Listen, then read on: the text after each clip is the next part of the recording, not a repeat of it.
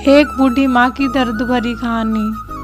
3 साल हो चुके थे बेटे को अपना घर छोड़कर विदेश में बसे हुए। इन 3 सालों में बूढ़ी माँ और भी ज्यादा बूढ़ी हो गई थी। 65 बरस की उम्र में सुलोचना देवी की याददाश्त काफी कमजोर होती जा रही थी। उन्हें रोज की चीजें याद न रहती, लेकिन जो उन्हें हमेशा याद रहता वह था उनका बेटा। दिन हो या रात, एक पल भी ऐसा ना होता जब उन्हें अपने बेटे की याद ना आती। दूसरी तरफ बेटा था जो साल भर में एक आधा बार अपने माँ को फोन कर लिया करता और 1-2 मिनट से ज्यादा बातें भी ना किया करता। फिर भी एक बूढ़ी माँ टकटकी लगाए अपने बेटे का इंतजार करती।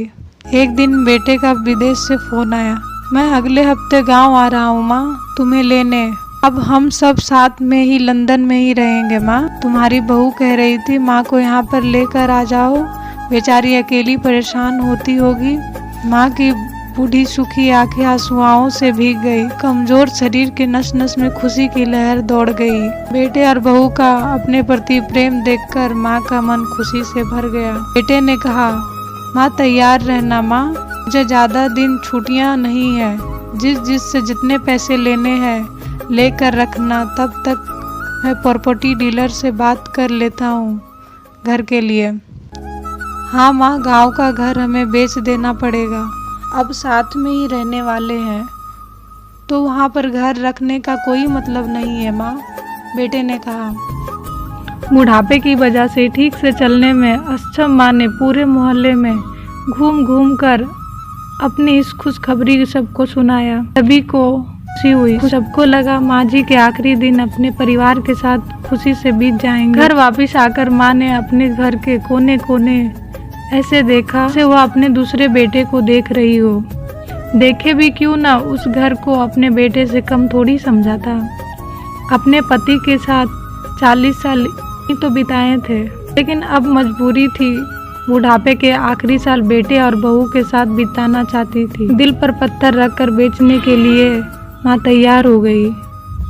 अनन फनन में बेटे ने घर को आधे दामों पर बेच दिया। माँ ने ज़्यादा नहीं, लेकिन जिन जिन चीज़ों से दिल लगाया था उन चीज़ों को समेटा और बेटे के साथ टैक्सी में बैठकर एयरपोर्ट के लिए चली गई। एयरपोर्ट आकर बेटे ने माँ से कहा, माँ तुम यहाँ बेंच पर बैठो, मैं सामान और बोर्डिंग पास की जांच करा कर आता हूँ। वहाँ वक्त लगता है और खड़ा रहना पड़ता है, तुम्हें तकलीफ होगी, तुम यहीं आराम करो। मैं यूं गया और यूं आया। माँ बेंच पर बैठ गई और बेटा अंदर चला गया। काफी समय हो गया, बेटा वापस नहीं लौटा। माँ सोचने लगी ज्यादा भीड़ हो गई इसलिए देर लग रही होगी। अंधेरा होने को आया तो लोगों की चहलकदमी भी कम होने लगी। माँ को अब चिंता होने लगी। एक कर्मचारी ने आकर पूछा, किससे मिलना है माँ जी आपको, यहाँ पर क्यों बैठी है? डरती हुई आवाज में सुलोचना देवी बोली, मैं, मेरा बेटा अंदर सामान की जांच कराने गया है, लंदन जा रहे हैं हम। क्या नाम है माँ जी आपके बेटे का? कर्मचारी ने पूछा। अनिल नाम है मेरे बेटे का, सुलोचना देवी ने बताया। कर्मचारी अंदर गया और थोड़ी देर बाद बाहर लौटा। उसने सुलोचना देवी से कहा, माँ जी लंदन जाने वाली फ्लाइट तो दोपहर में ही जा चुकी है और आपका बेटा भी उस फ्लाइट में बैठकर लंदन जा चुका है। अब आपके यहाँ बैठने का कोई मतलब नहीं है, आप भी अपने घर चले जाइए। क्या जा चुकी है और मैं घर जाऊँ? माँ की आंखों से आंसुओं के सैलाब उठने लगे। जैसे तैसे माँ घर पहुँची तो अब उसका था ही नहीं, बिक चुका था। वो वहीं बरामदे में तुलसी के पास सो गई। घर के नए मालिक को उस पर दया आ गई तो एक कमरा किराए से उसे दे दिया। पेंशन के पैसे से खाना और किराया और बंदोबस्त हो जाता था। दिन बीतने लगे।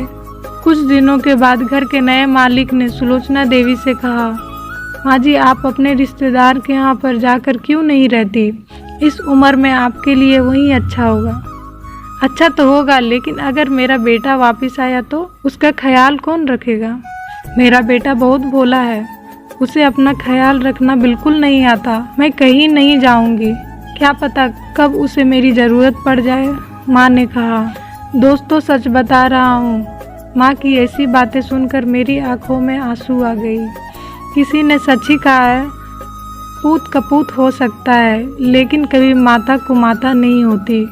दोस्तों आप सभी से हाथ जोड़कर विनती करता हूँ, अपने माता पिता की जितनी हो सके सेवा करना, उनके साथ कभी बुरा बर्ताव मत करना।